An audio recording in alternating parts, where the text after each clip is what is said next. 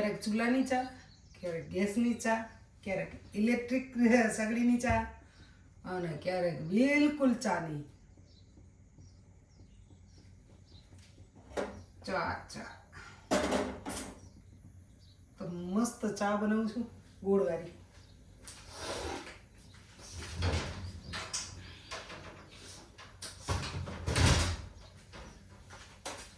મને છે ને હમણાં શરદી થઈ ને આખો દી ચાલુ જ રહે. આ નાક બંધ થઈ ગયું એમાં આપણે એમ થાય કે કંઈક ભરાઈ ગયું પણ કંઈ હોય નહીં. પણ એ પછી આપણે છે ને એક જાતનો વહેમ પડી ગયો કંઈક ભરે આમ કર્યા.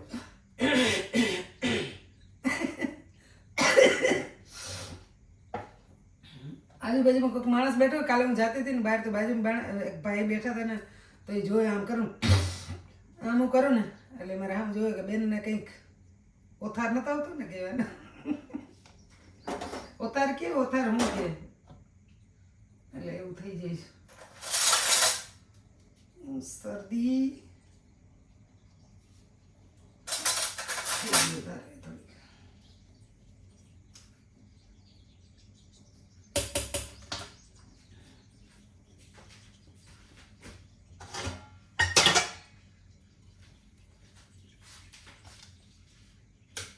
તો બનાવ્યો છે મેં ગોળવાળો ચા. વધારે તો હું ગોળવાળો પીવું, ક્યારેક ક્યારેક ખાંડવાળો પીવું. ક્યાંક જાઉં તો પછી પીવું જ પડે. કોઈને આપણે થોડું કહેવાય કે ભાઈ અમને ગોળવાળો ચા બનાવી દો.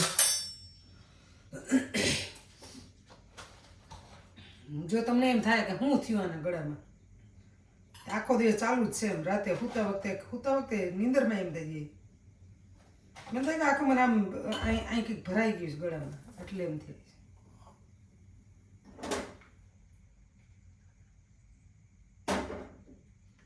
તો ચા પાકે ગઈ. કીડીઓનો બહુ ઓલો થઈ ગયો, કીડી બહુ ચડી ગઈ. તો ચા પાકે એ કામ કરો તો કે ચા પાકે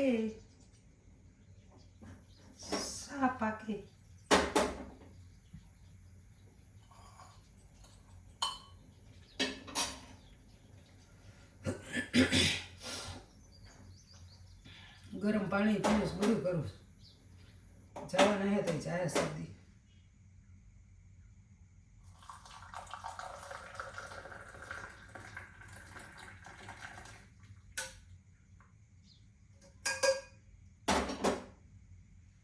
હવે ગોળને આમ કરી નાખવાનું. ગોળ કેમિકલ વગરના ગોળે આવે કે ચા ફાટે ને. મેં હરિયાણાથી એક ફેર મગાવ્યો તો હરિયાણાથી હું લઈ આવી. એટલે એ દૂધમાં નાખો કે ચામાં નાખો, ઉકાળો તો એનો ચા ના ફાટે. ને અહીંયા આપણે છે ને ચા ફાટી જાય અમુક ગોળમાં, પણ આ તો હવે આમાં નથી ફાટતું.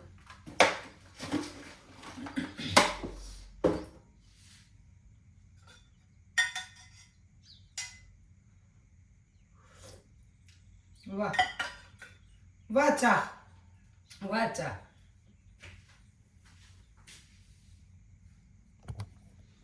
તો ચા પી લો.